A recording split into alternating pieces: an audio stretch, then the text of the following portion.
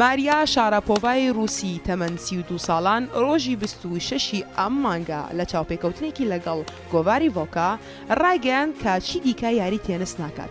ئەویش دوای ئەوە هات کە ئازارێکی زۆری لە شانی هەیە و زیاتر لە 10 ساڵە بەهۆی کەمبوونی کالیسیۆم لە لەشیدا دەرمان وەردەگرێت.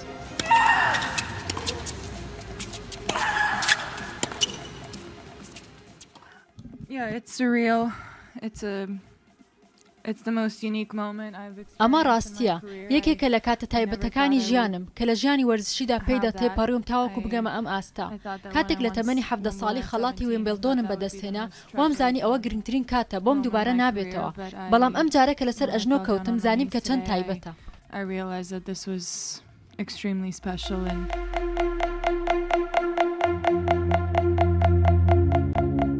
ماریا لە تەمەنی 6 ساڵیدا دەستی بە یاری تێنس کردو. بە 14 ساڵی لە یەکەم پاڵەوانێتیدا بەشداری کردو. لە تەمەنی 18 ساڵیدا یەکەم ئافرەتی رووسی بوو کە لە پاڵەوانێتی تێنسی تاکی یاری بکات و براوە بێت.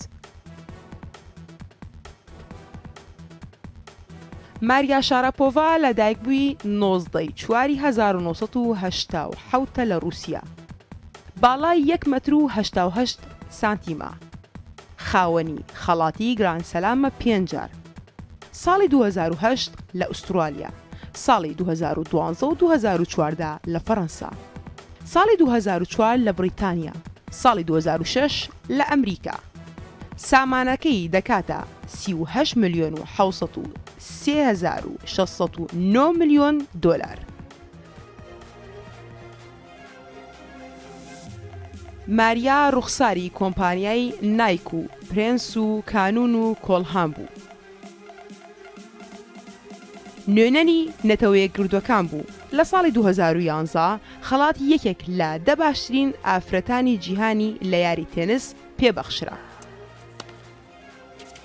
لە ساڵی 2012 خەڵات یەکێک لە 100 یاریزانانی جیهانی پێبەخشرا لە کەناڵێکی تێنیسی جیهانی دیدە فرێدون ڕوودا و